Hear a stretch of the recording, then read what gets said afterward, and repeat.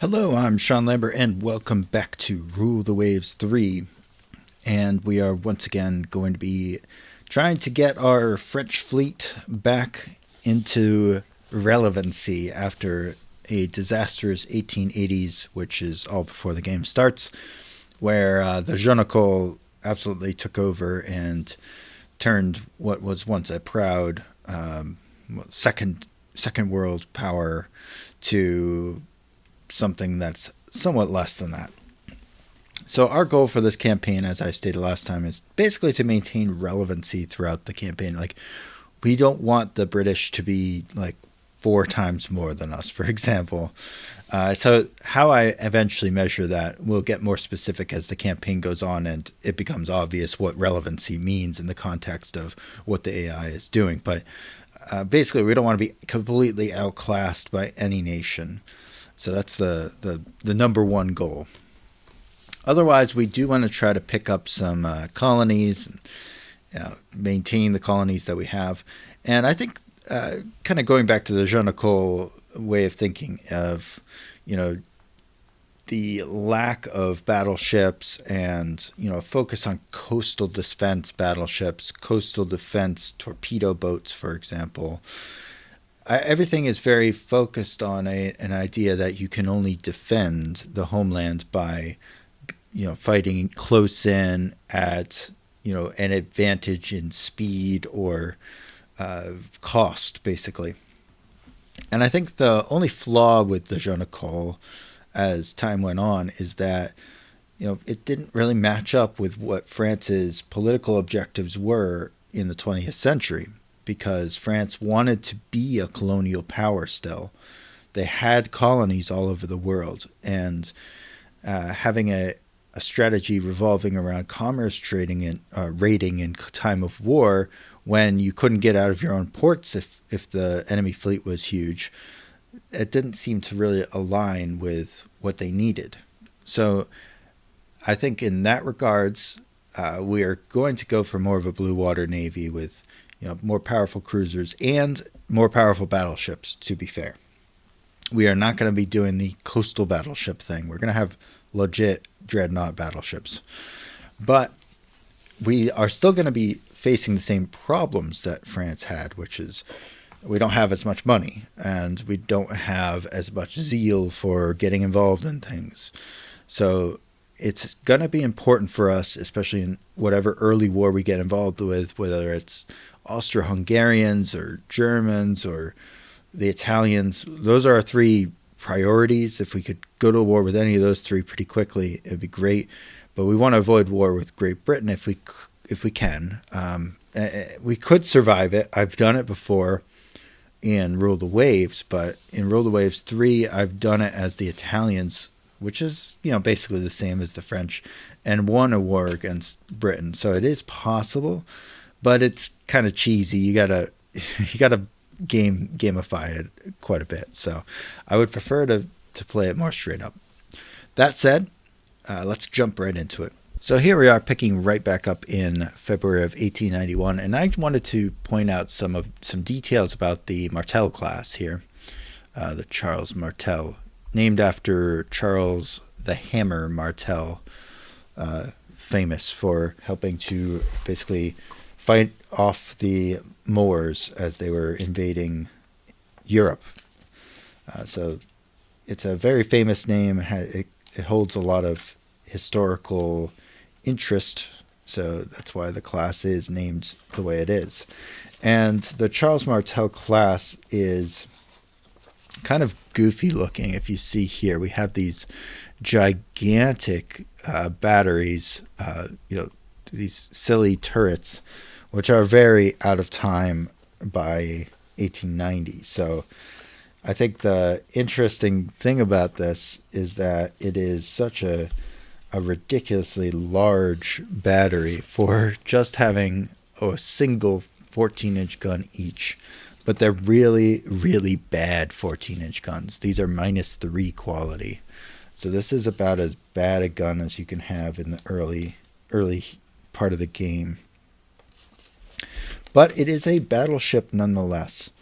So although it's not a great battleship, it still is a legitimate early war battleship.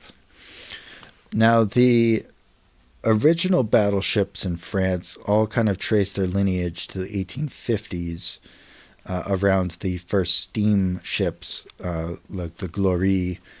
And these were basically steam propelled, fully rigged ships of the line.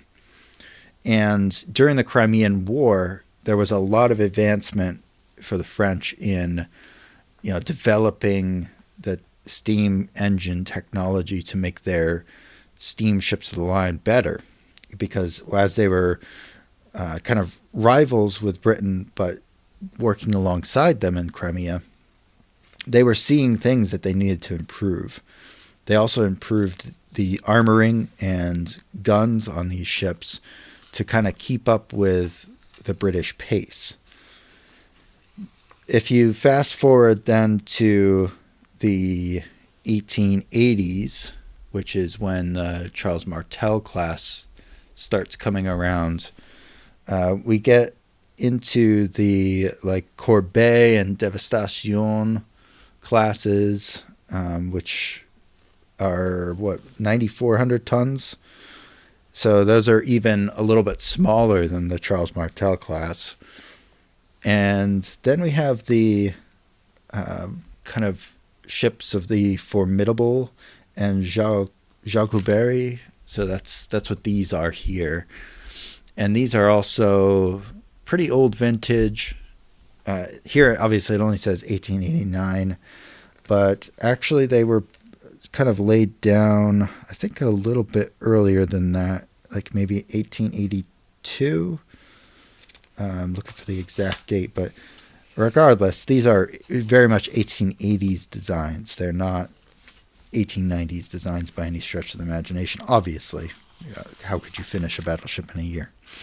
The rest of the fleet after this really focuses on having more modern features. So Charles Martel has a ram, actually, which is kind of an outdated thing by the Dreadnought years, but it's not really easy to tell in the picture we have here, but maybe I'll flash up a quick realistic picture. You can kind of tell by the shape that it would have a ram, but I have a really good picture of the Martel class, of the Carnot in particular. Which one's the Carnot? Carnot. So the Carnot in, I think, what year is this picture taken? It's hard to tell. I think this is like 1894 or 5. But the Carnot, Charles Martel, and several others went on a bit of a tour. And the Charles Martels were basically 900 tons heavier. Not too much bigger, but that extra space went into increased buoyancy, or had to be made up for by increased buoyancy with a more bulbous prow. So I guess if you kind of line these up next to each other here, if we look at the shape of the Charles Martel, and then if we were to look, I don't think you could bring up two at the same time. No, you can't. And then we compare that to the prior class. This one does definitely have a more narrow bow than the Charles Martel class. And that was basically to make up for the fact that it was heavier. So they needed a little bit more flotation in the front. And overall, I think the Charles Martel was known for flotation issues and seaworthiness. And all these ships are short-range, cramped accommodation here, ironically, because later on the French ships become known as the hotels of the sea, basically. The entire fleet was definitely plagued by a lot of accidents at this time. So I think out of all of these ships, all but like maybe one or two have a severe accident at some point in their career. And Their sea trials don't go well for the most part. They never really reach up to their design speeds, which I think they were designed to be quite a bit faster at like 17 or 18 knots is the design speed of Charles Martel. Let me see, hold on. 17.7 knots. And they're supposed to have enough coal to have 3,900 nautical miles of range, which to me is not really short range. That's more of a medium range ship. But I think with all of the problems of their boilers, their lack of seaworthiness, they usually could only survive their max speed for a short period of time before they had to go back down to a much lower cruising speed of about 10 knots. And all of these ships really couldn't exceed 10 knots for a long cruise. But their max speed recorded, I think, out of all of these ships was the Carnot, which had 17.7 sea trials. So that's not terrible for the era. Let's see some other facts about the Martel class. Its maximum power out of the whole class, so 14,900 horsepower for the original ship, the Martel, and compared that to the Carnot, which had 16,300. And that's not something that's modeled in the game, but you do get variation in speed sometimes when you're getting a ship out. You'll get one that's like a real stinker or one that's really powerful. And maybe that's something we can look to do, is to try to make it historical. We could maybe upgrade the Carnot. Let's see. Hold on. We would have to open design for rebuild and replace machinery and then bump it up to another knot. See if you could do that. You really can't with the machinery advantages we have here. It actually would have a bulged front too. So the fact that it doesn't is not historically accurate. Interesting that actually saves you displacement. Very interesting. Yeah. So historically, this ship does have a bulged front end. So maybe that would make more sense, and then you could get it up to the same speed basically by doing that. If you put it at 18 knots, it would actually gain a knot of cruising speed, which is crazy. And then you still have 119 left over for extra flotation. I wonder what it would take to get rid of the cramped. Oh, actually, you could just straight up do that. So you could go like this. And this would add in $9,000 to rebuild it. That's not bad. I mean, maybe that's worth doing. It does have 12 5-inch guns and 3 14-inch guns. Shitty 14-inch guns, but 14-inch guns nonetheless. Maybe you do this. I don't know. It's definitely overgunned. I don't know. Could we maybe drop this to 12 inches? And then add a couple of those, add some ammo.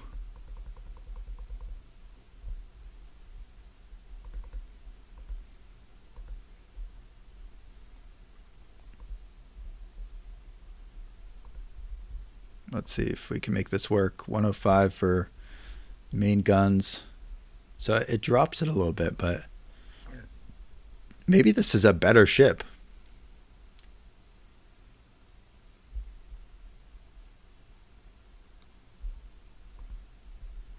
Design is not legal. Guns with -2 gun quality cannot be replaced with better guns if more than 2 centerline turrets. Interesting. So we can't improve. I mean, you can go down to 8-inch guns, I guess.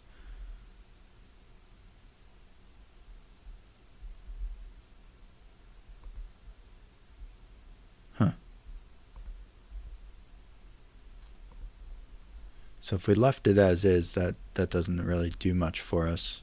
Oh, well, that was interesting anyways. I mean, we could maybe get the... let's get us back down here. Whatever we were at before.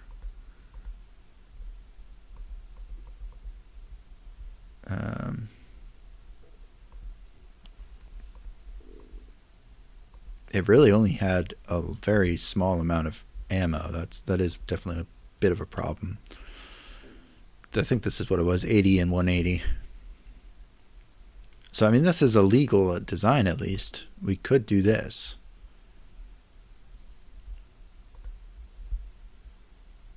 Rate of fire and accuracy are reduced by 10. All right. Well, let's try rebuilding it. I mean, it's either this or rebuild a brand new ship. I don't know which is better. Maybe we just leave the Martels the way they are. Well, let's think about this for a minute. So we've got 447, but we have a couple of ships with 13 months left. And we could go over budget for a little while. It's not a huge issue. So is it worth rebuilding a... I wonder how long it would take. So if we rebuilt the Carnot, it would take 14 months for 684. That's a hell of a lot cheaper than anything else. It gets us up to 18 knots. Yeah, I think we try to rebuild it. Let's do it. So the Carnot is going to be rebuilt, model 1891. Let's see. So now we're bleeding a little bit of money, but we're okay. The only other thing I might want to do is whack on a little bit of intel on to these guys, even though it's expensive. It's very expensive. It'll hopefully pay dividends in the long run. There's preparations for the annual Army-Navy football game. He wants more training. I hope that means soccer, not American football. Shouldn't waste time on silly games. Yeah, let's get the prestige point for free. I mean, the Navy team beats the Army soundly in an epic game. Oh yeah, it is soccer. Okay, good. You have prestige and fleet morale improves. Wonderful. Italy commissioned the Andrea Doria, a very famous ship. We've got some average guys. Tension with Austro-Hungary, Dalmatia. Okay, so I guess if we look at the map now, the Italians are occupying Dalmatia. Yep, there it is.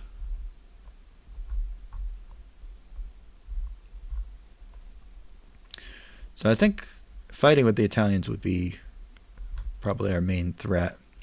We've got 4 battleships and 6 light cruisers in the area. I would like to get in our heavy cruisers into this fray pretty soon. Now, I just realized I'm probably pronouncing this wrong. I think it'd be Gaydon. Gaydon. Right? Not Gaydon. I'm an idiot. It's probably Gaydon. That's going to be hard to say though. Gaydon. Gaydon. I don't know. I am very obviously not a French speaker. I can read a little bit of French.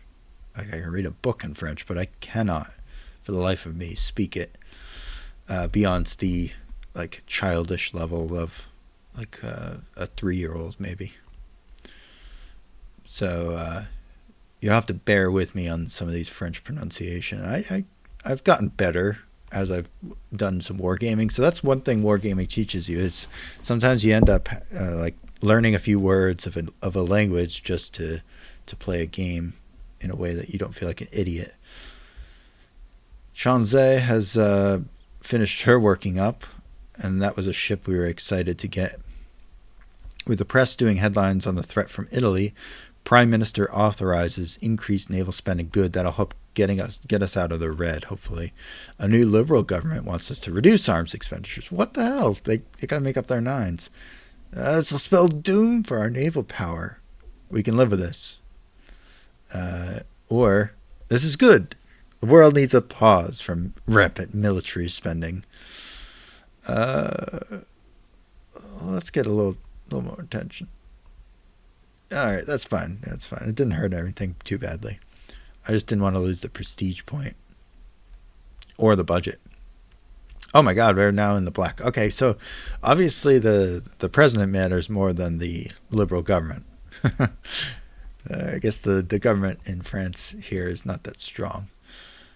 And we're hoping that within basically a year, so we'll probably play through a year and see what happens here. But within a year, we should have a pretty strong fleet, and then we're going to have to look at what we would need to supplement it, and then maybe think about a modern battleship. But I'm going to let it run for a little bit. Let me just check on my research, because I can now spend a little bit more on research maybe. We'll spend like 10% of the budget on research. We know that we need some better armor. So maybe we'll put that onto high.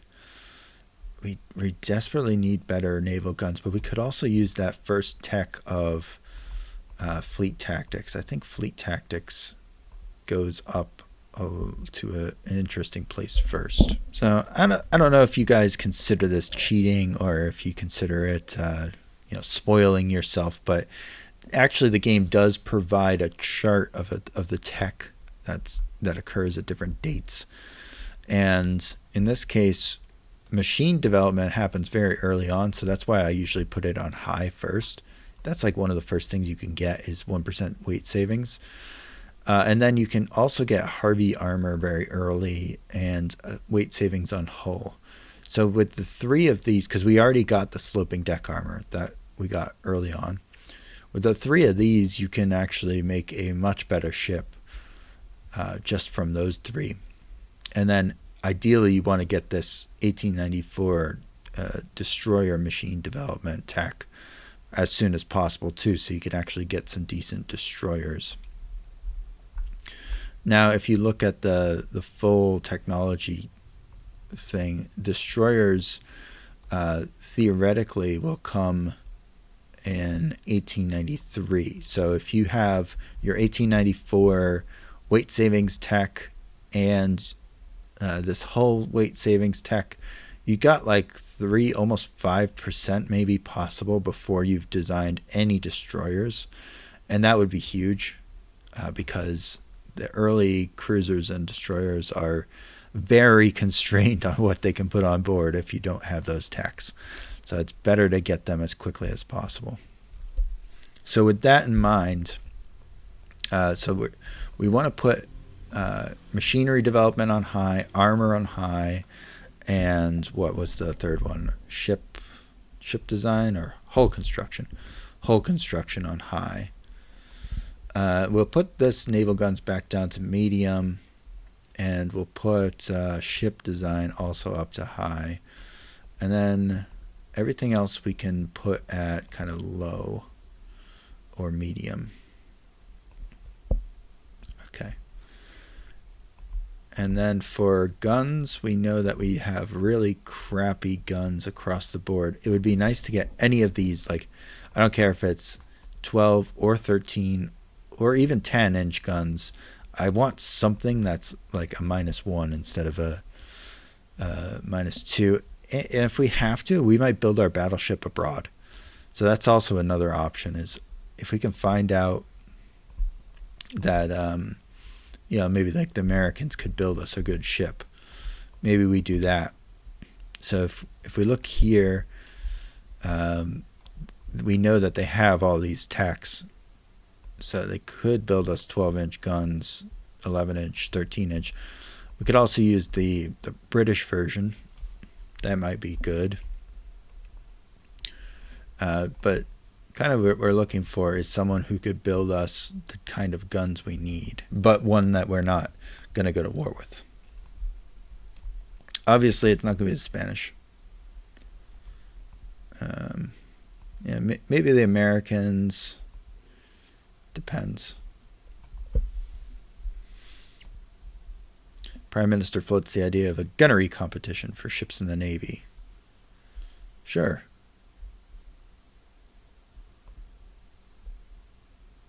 All right, whatever. It's going to cost money. Yeah, great.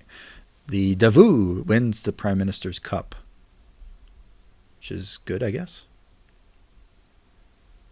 Italy increased its naval budget. So the Davos is our best shooters. Oh, they're up to elite crew quality. Very cool. Shanzai obviously has a new crew, so they're not that good. Our construction is going along apace. We can maybe afford to accelerate something.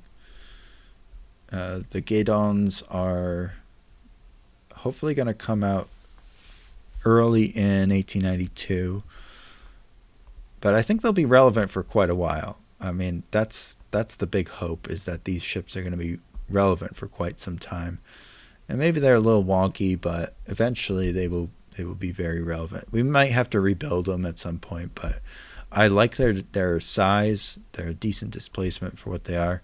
Eventually, they're going to lose relevancy, but the Metz is, ironically, is 100 tons more than them and is considered a light cruiser. And this thing is very expensive, so I'm a little bit worried about it.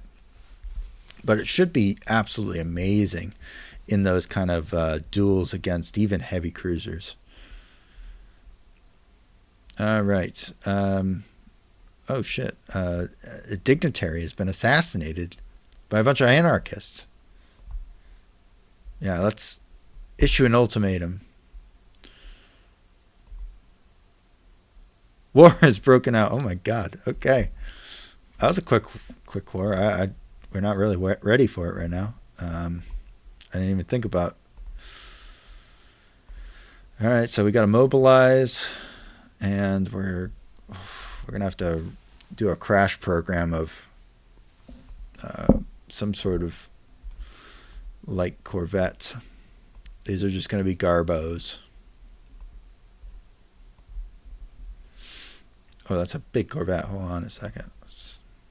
We want a very small corvette. Yeah, like 600 tons. Perfect. Can we do 500 tons? No. 600 tons. Yeah, this is perfect. Yeah, whatever. I mean, I don't really care. I just want them to be cheap. Even this is maybe too expensive. Let's ditch a couple of guns. 18. Could go down to 3-inch guns. So it's down to 175, but 4-inch guns is probably better. Do we really need deck armor? Probably not. Now we can go down on displacement a bit. Wait a second, why did that increase cost? So this is 146. This is 328. Oh, it goes from... Oh, it's faster to build them, though. 4 months. Okay, hold on a second. 300 tons? Is that legal? This can't be legal. Ship is overgunned. Yeah, maybe we just do 1 gun then. Right?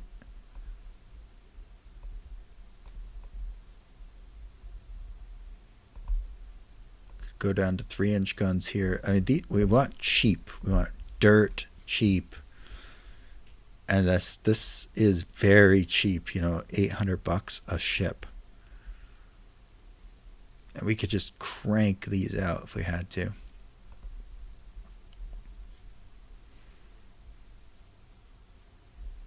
We could even go down lower. I think 200 tons.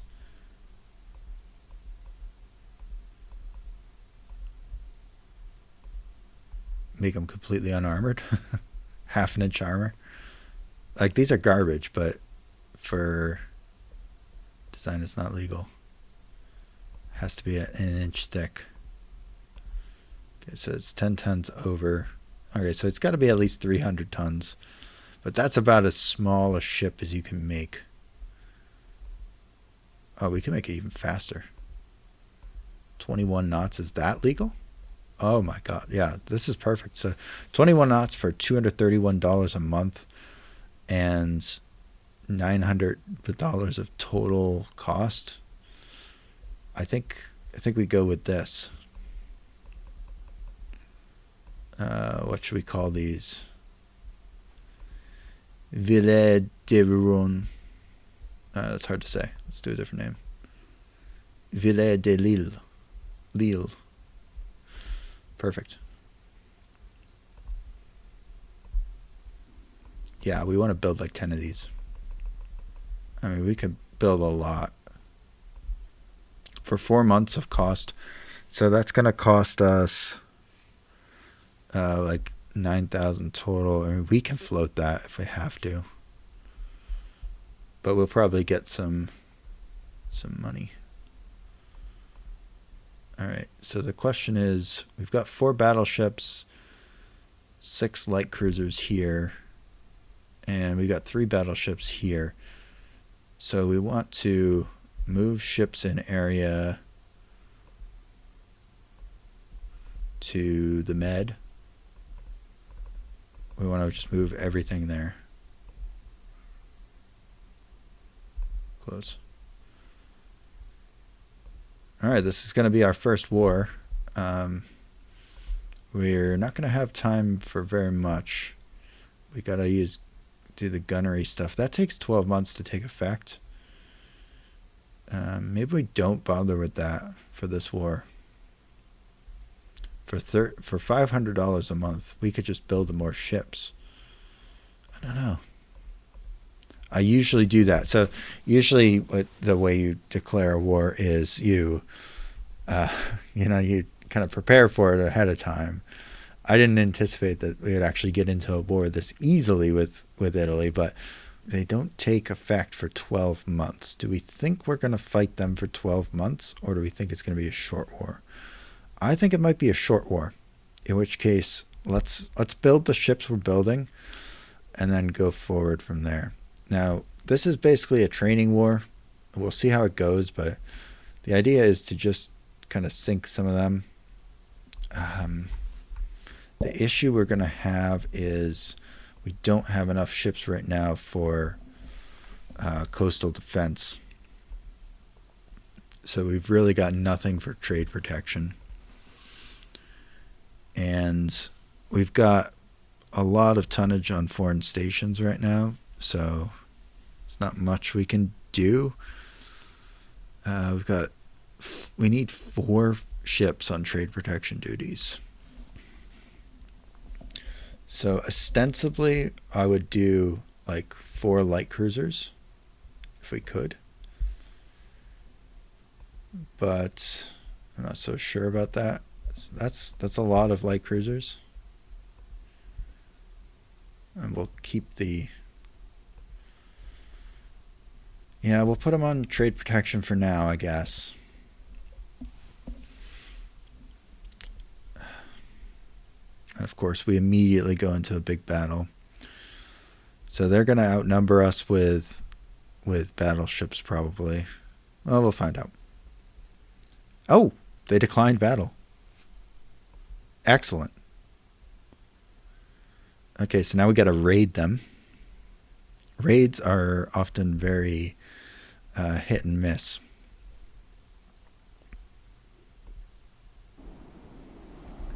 All right, so our target is there, right next to Messina's port, and Napoli is right there. So this is a pretty dangerous area for us to go. We've got a long escape route if we wanted to go back to Africa, or even longer if we wanted to go back to Corsica. So this is a bit of a dangerous mission for us. We spawned in with just a couple heavy cruisers and the Davao. And this UI has been completely redesigned. Oh my god, I haven't seen this yet. I haven't played the new version of the game, so it's completely different. So usually what you want to put on is like sighting range and gun range. And I always try to show firing line, and I like to see which direction the ship is going to. We don't need the missiles, but that's a nice... Oh, that's kind of nice. They changed that too. So there's a whole bunch of different things they've added now that really kind of are making the game look a little bit better. Oh, they put this into a drop down now. I like that. Yeah, this looks all around very nice. I like the changes that they made. You can see the full log with that button. Oh, that's cool. Yeah, there's a lot of nice little things they put in. Okay, so it's June 18th, and it's 3:22 in the morning. 4:22 local time. So I hope this guy is in... What mode is he in? He's in screening. Let's just put him into core role. That way he follows us for cruising. And then we're going to just beeline for the target area. And we can use these islands to break up any pursuit if we have to, but I think that makes sense. And I'll just run forward for a little bit. What I want is to not encounter any enemies until I'm like right on top of the target, ideally. So I'm going to take a right-hand turn here, and then I'll come down on the target from the south, from the north. And then when we get right to the target, we're going to slow way down, hammer it with our guns, and then quickly get out of there as fast as we can.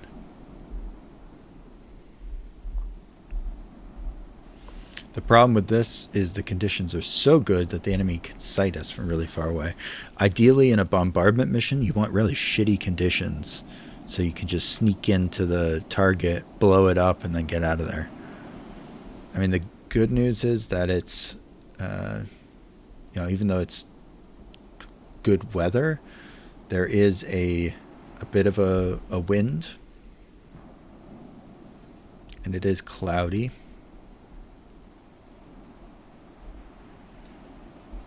So I'm trying to think of what we might want to do on the way out.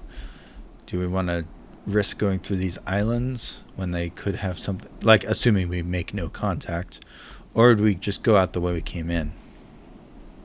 Assuming we make no contact with the enemy. I think there's a very good chance the enemy will just be waiting right here in this little cove, in which case we blast out through the islands. That's the only option at that point. But if they are not waiting right there, then maybe we could do something a little bit different. And the idea I have here is to basically just hug the coastline.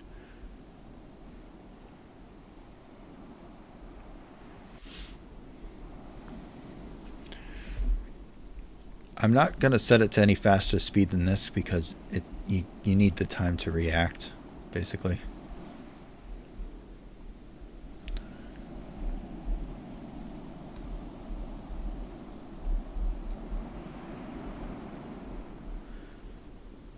Forget what the armaments of these 4 7-inch, 8 6-inch, 12 3-inch. So it's going to take a little bit of time for them to blow this thing up.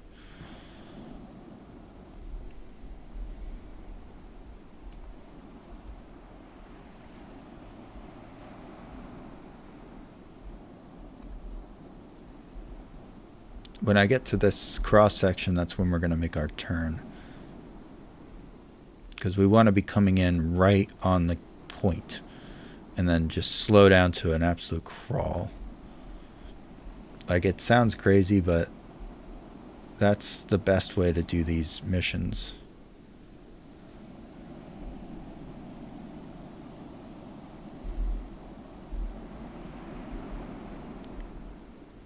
Because the second you show up there, they're going to sight you, so you really get one drive-by at the target. and then you gotta book it. Okay, shit. Alright. Let's see what this is.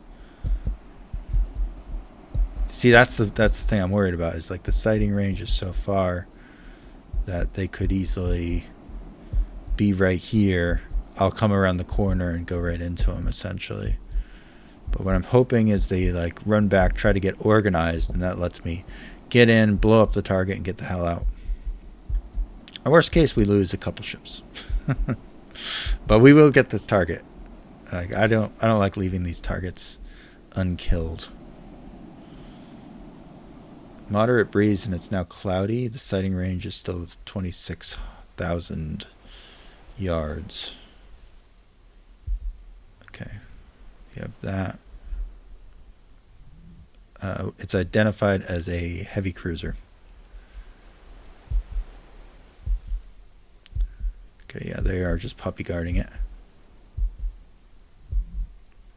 Okay.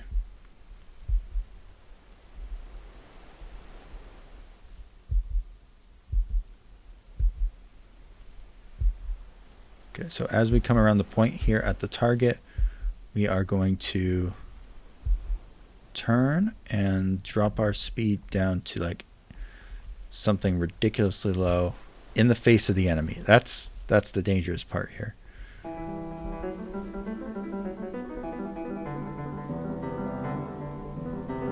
Where is this target?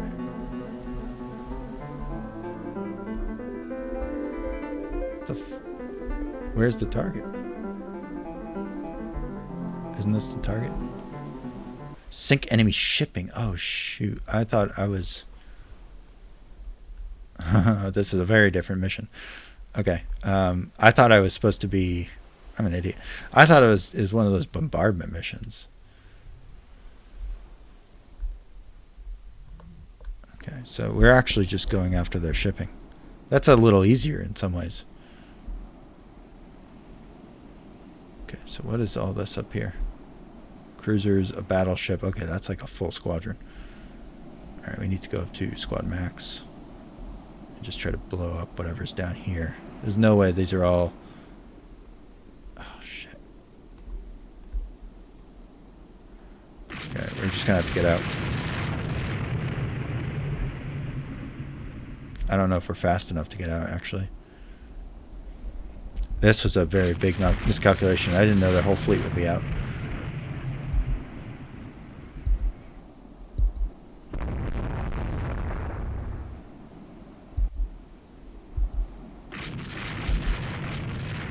Alright, maybe we just try to quickly cross the T on them and get to this island here.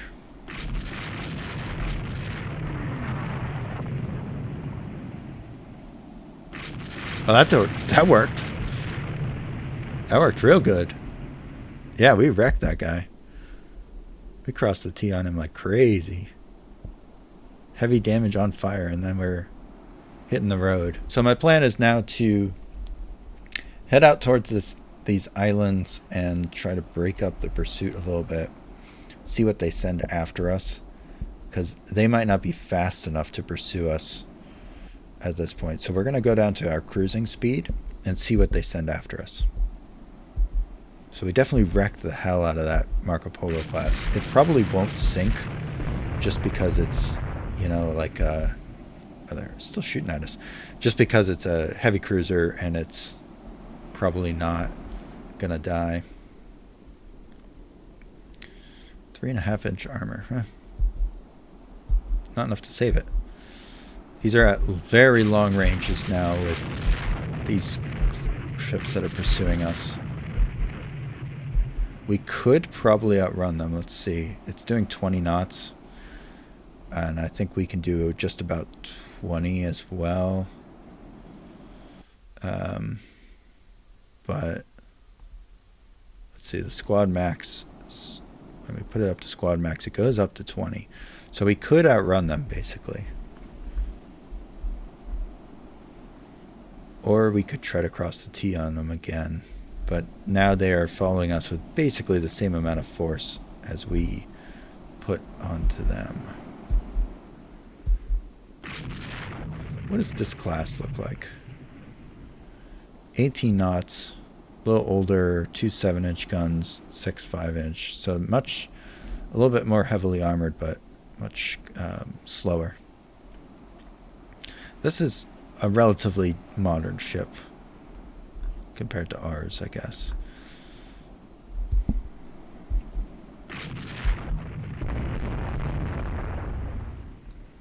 All right, so maybe we try to fight this out a little bit.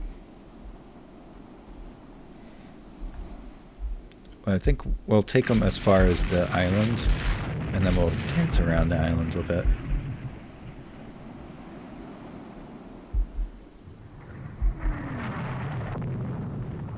Okay, so we are getting hit now. Let's change our direction.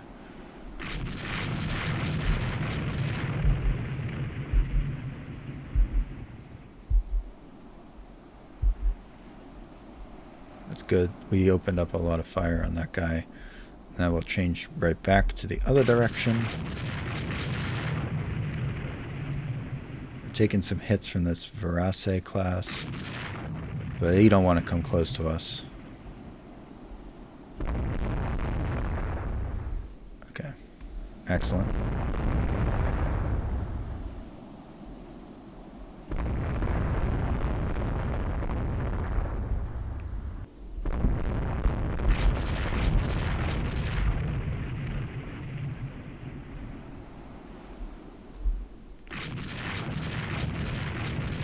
Alright, we should have gotten the better of that engagement.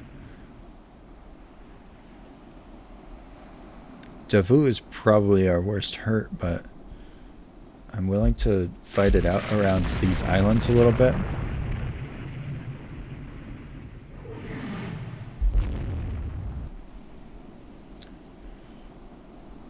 And I think I want to slow the game speed down just a little bit, just so I can see what the hell's going on in these fights.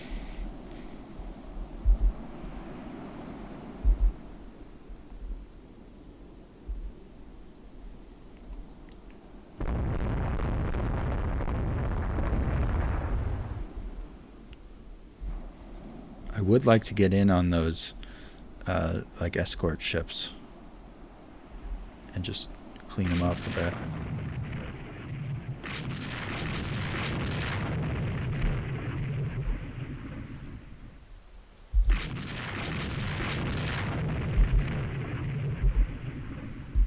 But the Marco Polos are puppy guarding them.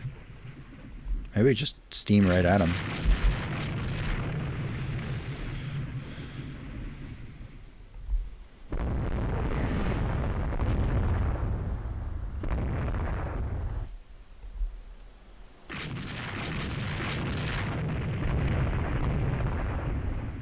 Luckily, in the early game, you don't have to worry too much about, torpedoes and stuff.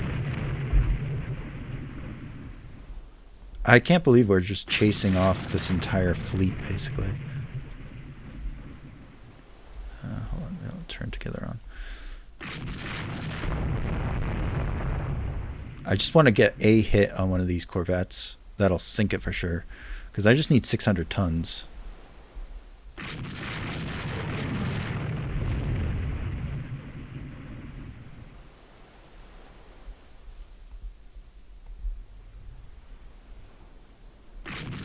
Come on, just one hit would sink one of these stupid things.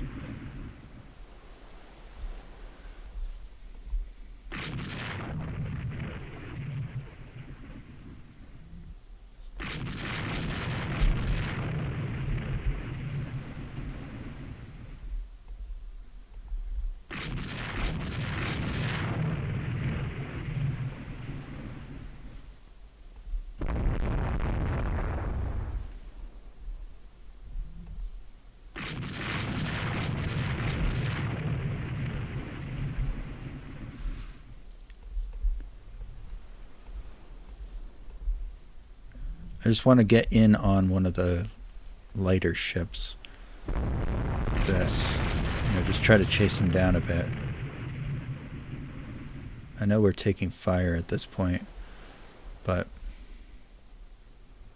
I think we can sink one of these little escort ships. There we go. Finally got a hit. Uh-oh, it's getting dark. Been fighting all day. Please, let's sink something.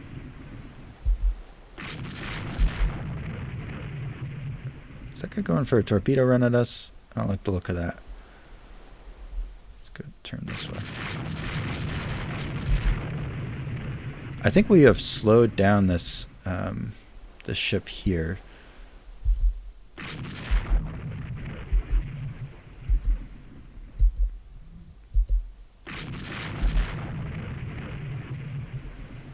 Maybe the Davu will finish off that other ship. Alright, supposedly we got a hit on that. Alright, let's go in at this escort ship now.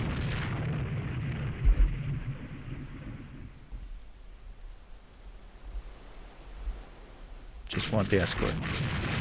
Just one more hit on it, we'll do it. Oh, of course, nightfall's right there.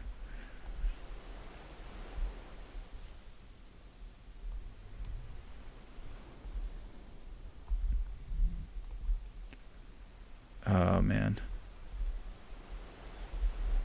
they're gonna be hard to find now.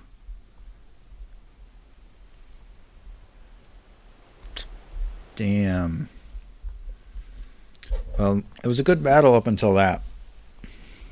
We just ran out of time, honestly. I think if we steam back towards their port, we might find them. But we just ran out of time. Damn. Alright, so we did heavily damage them. They get to claim the victory because we didn't sink any ships. But we came close. I mean, we heavily damaged that first heavy cruiser. Took a little light damage on our ships, but I mean, given how much they had in the battle, they had three heavy cruisers and 2 lights plus a bunch of escorts. I think we came out of it on top realistically. I just have no idea where the other ships would have been. Yeah, this guy got really schwacked. So he took 16 medium hits. It's pretty good.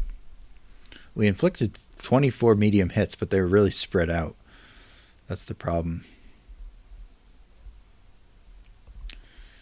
Oh well. Let's take a look at the track chart. Okay, so they did have stuff over here, it looks like.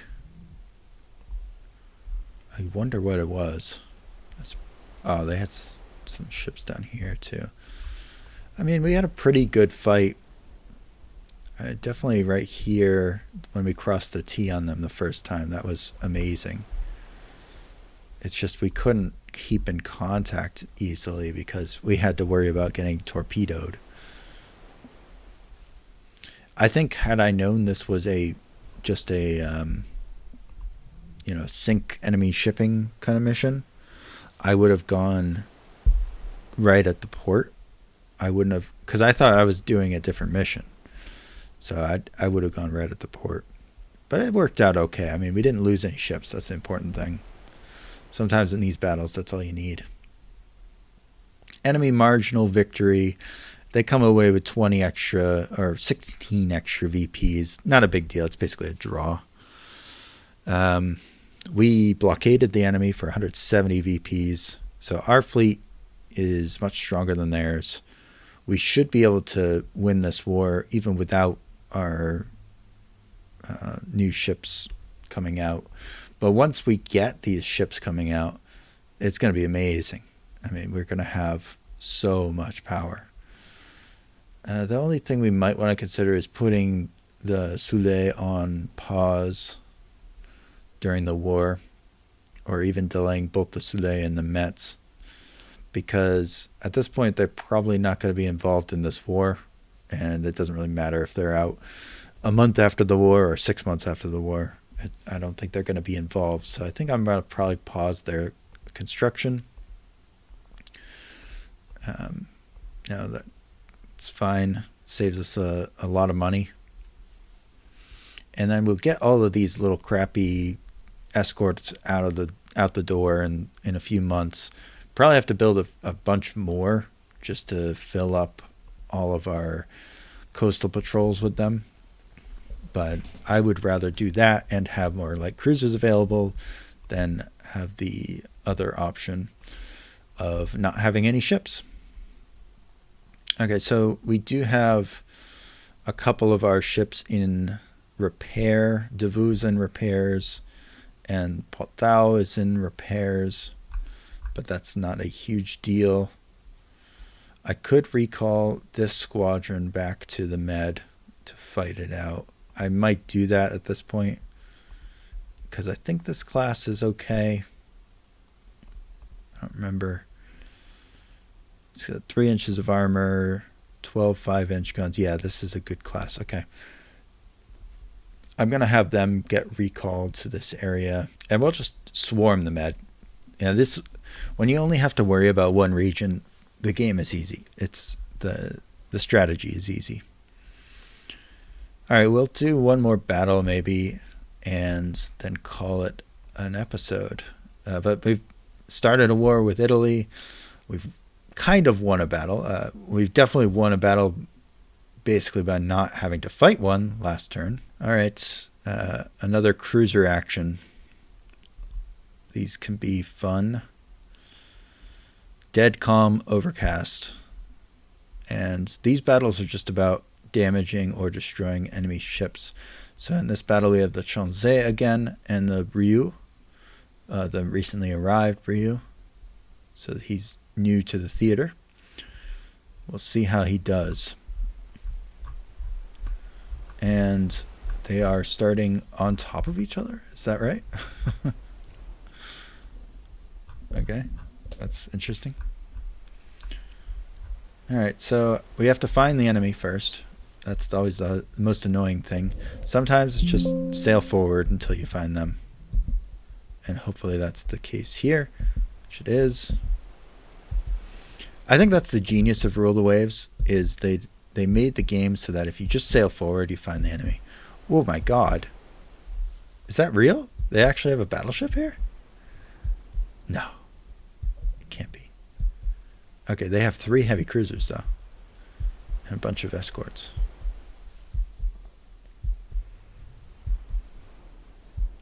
Four heavy cruisers? This is their entire cruiser force. Oh my gosh. Okay. So we are heavily outnumbered here. I think we continue. I don't want to go up to max speed until we actually have to.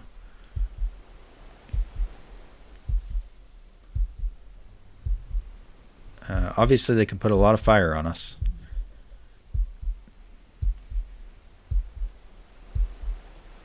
But we have to rely on our superior, hopefully superior armor.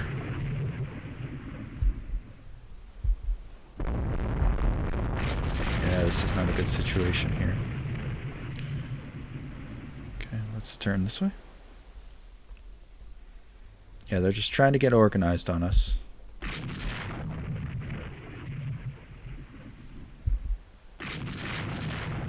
We really don't want to duke it out like this. We want to split them up if we can. Okay, so now we're chasing them.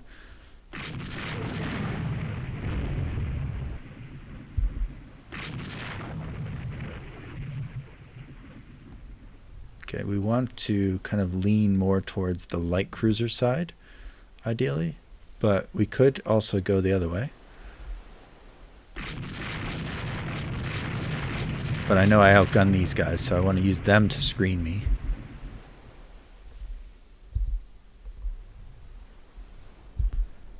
And then we want to try to disrupt their formation once again by going at their rear. And we'll just keep hunting these light cruisers. They keep trying to get the heavy cruisers in front of us.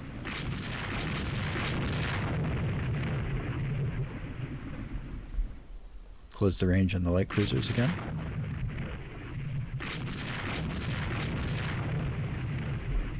Speed it up. We'll cross the T.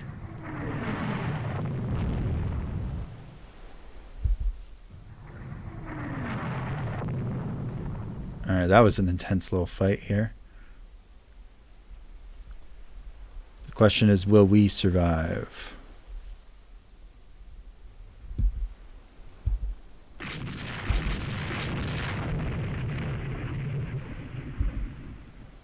I think we're dealing out a lot of damage to that ship.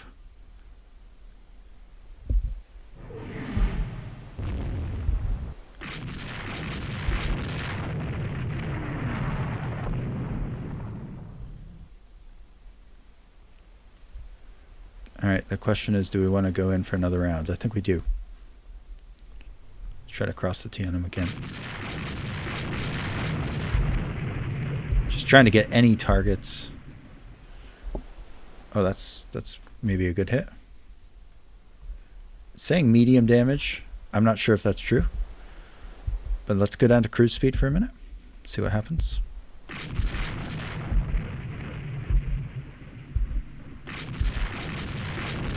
Okay, so now the enemy is aggressing against us, which might be good, might be bad.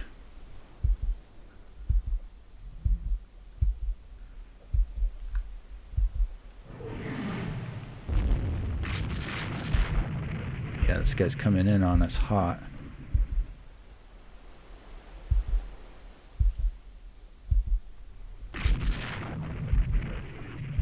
And we should be kind of winning the arms race here in terms of just number of guns, because the enemy just keeps having to cycle them in,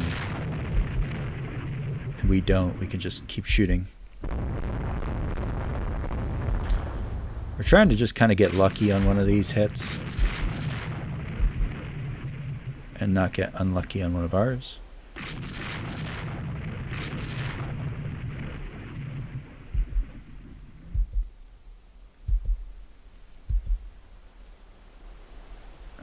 Okay, they're shooting a lot of guns at us right now. I think we might want to just turn this way.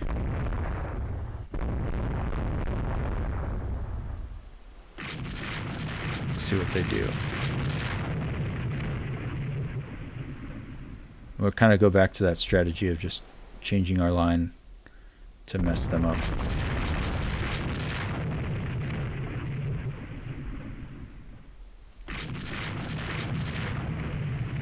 Okay, we split them. That's what we wanted to do.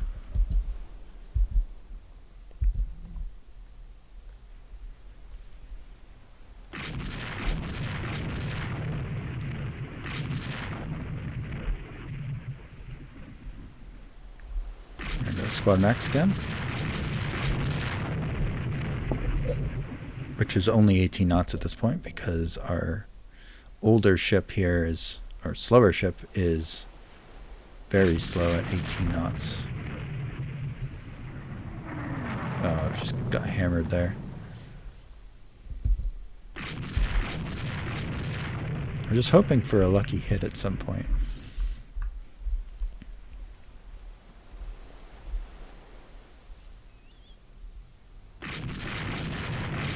It's really what I'm looking for, is just getting lucky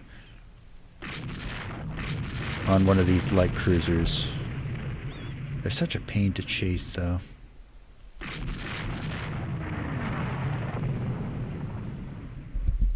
No. Yeah. Go this way.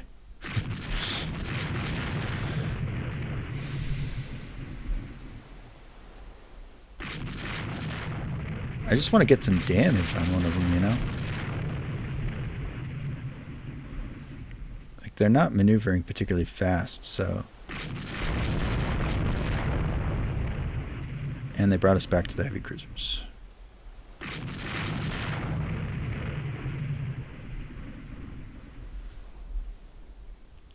I just like shooting more at them than they can shoot at us.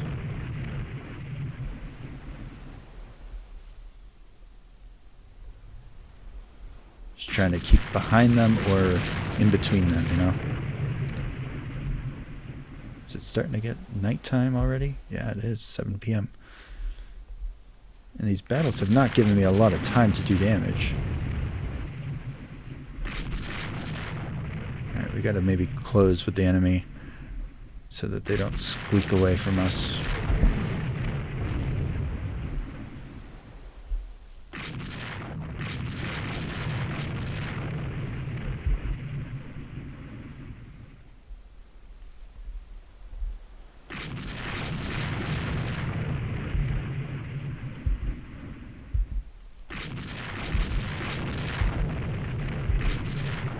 Because now that it's nighttime, we gotta be like knife fighting with them.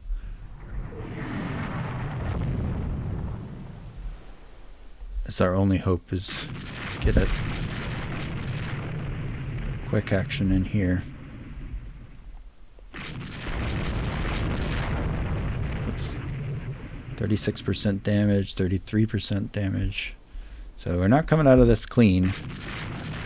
So our only hope is to sink someone. Got to put some of these light cruisers to the bottom.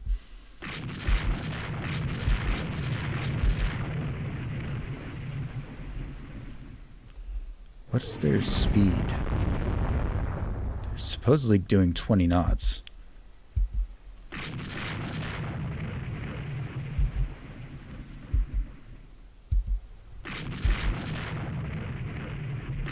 Yeah, I know, we've been shooting for hours.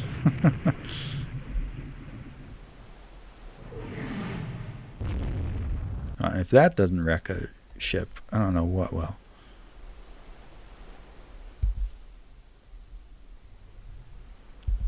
Giving them a full broadside here, hitting them with everything we have.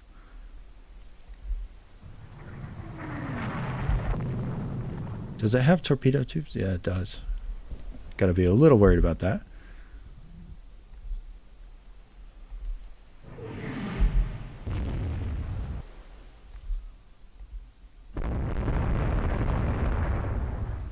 It's safer to be behind them, I think.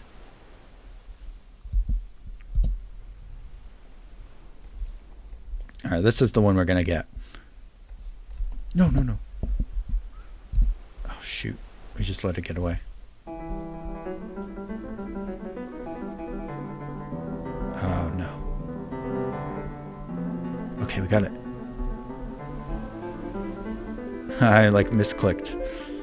In my excitement of finally getting my target, I misclicked and almost let it get away. Alright, we're going to get him. Alright, whatever it's cruising at is what we want to do. So let's go down to 10, 12 knots. We just want to sink it.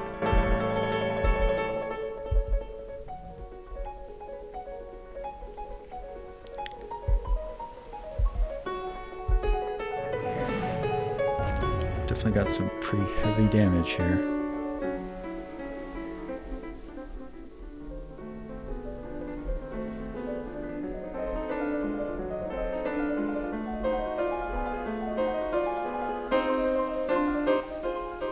Ship's going to be in port for a while, but hey, it was in the West African Squadron anyways. This is just free damage for me. Gonna get it up closer now.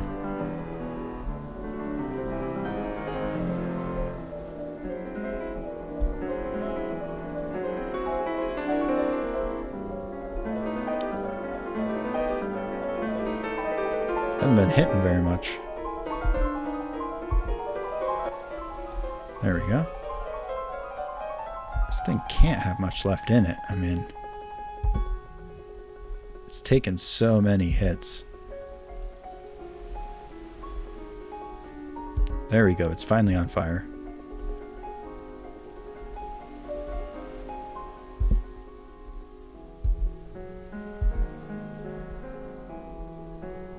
I wish they would just shoot it with a torpedo or something now. I think we have torpedoes.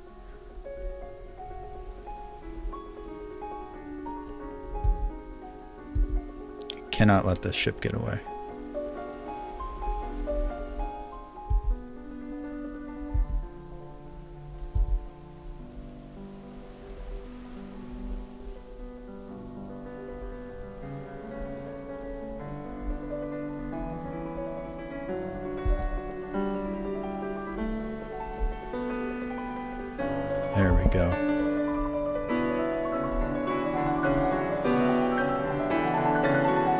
Dead in the water.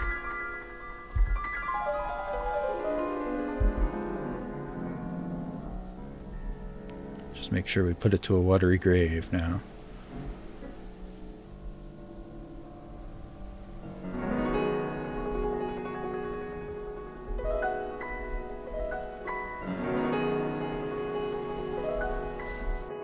But it is going down. Alright, that's really good for us. I mean, not so great that we almost died, but I will take the easy win here.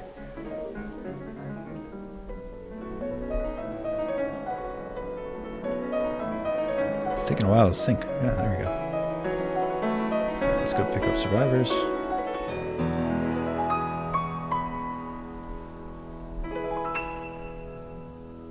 Maybe there were no survivors. They went down with the ship.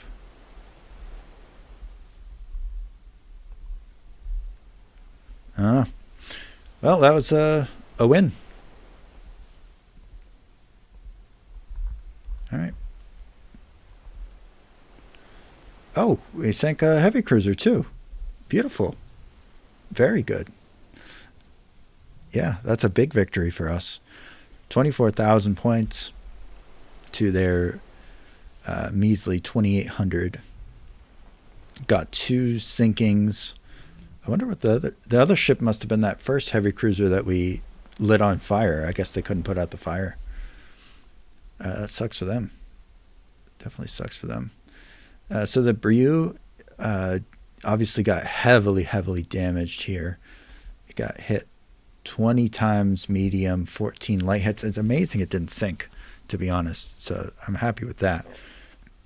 The Venturi, what is this? What class is this? It was a Marco Polo class. Okay, so it was that very first ship we encountered. Interesting. I know that we fired basically all of our ammo, which is kind of funny. We fired almost 2,000 rounds, hitting 29 times with a hit percentage of 1.5% on our secondaries. So a lot of shooting, and we fired almost all of our main ammo too. So that's really good that we shot. We were down to 43% of total ammo available for the main guns, and we are down to God knows how little on the secondaries. But all these things were really good for our battle, because we were able to just keep shooting when they couldn't. All right, so now let's take a quick look at the map before we sign off for this very exciting 2-battle episode here of 1890. So basically, the early part of the battle was us bumping into each other, and then we immediately crossed the T of the enemy force, and you can see there they just freak out. They just go in every other direction, and we just keep trying to keep them split by occasionally maneuvering towards them and moving away from them. And that was just in an effort to try and keep their 2 divisions from doing this, where they're both lined up. And these are the most dangerous periods, where we're just going line against line, and that's where we're at a disadvantage because they had more guns than us. So these little crazy maneuvers where we get close to them are really where the big damage happens to both of us. But you can see, like, we managed to split them constantly, and just by running at them. And then once it gets to nighttime, which is right about here, I think, this is where we panic, and we're like, okay, we got to close the gap. So we close the range right about 1,800, 1,900, and then don't let them out of our sight. We just stick right on them, and that's where we hunt them down. We split one of them off, circle around them, and sink them. I don't know exactly when. I think right about here is when we badly damaged the Marco Polo and apparently lit it on fire and eventually sank it, but I'm not sure exactly when they sank. So I think it's probably pretty early in the battle where they sank. Otherwise, they didn't really make anything back to port. Like, they retreated off towards the left here, and we were retreating back towards where our actual ports are. So I don't know where they were going. Maybe they were going to take the long way home, I guess. But all they have left at the end is just these couple of basically 2 heavy cruisers and 3 light cruisers. They lost everything else. Oh, I guess there's the ship that sank right there. So it did manage to make it through the whole battle, but then sank at the very, very end.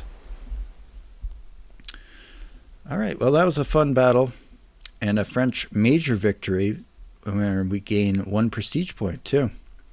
So a huge victory. So this is the state of our fleet at the end of August of 1891. We've been at war for 3 months, and we've not lost any ships, but we now have a heavily damaged Brieux, although its crew quality has gone up to elite after that battle, gained its first battle star. Chanzy has 2 battle stars already, so that's our most experienced ship. And this is a very good ship so far. It's been doing God's work out there with 4 7-inch guns and a whole bunch of 6-inch guns as well. So it's got a good amount of armament, which is why we let it finish the Chanzy classes. And they're brand new too, so that they're really fast at this point relative to other ships. Our next generation of ships is still under construction, and unfortunately it's not actually faster. The Guédon class is not faster, and it's actually a little bit less armored, but it has 6 8-inch guns and 12 5-inch guns, so it's got a lot of punch to it. So it is much more of a slug it out, shoot them as many times as you can in a short period of time and hope you don't sink kind of ship. And maybe those ships will sink, but luckily we've got 3 of them on the way, one of which is delayed, but two should be involved in this war at some point. The Carnot apparently was delayed by a turn because of a shortage of steel.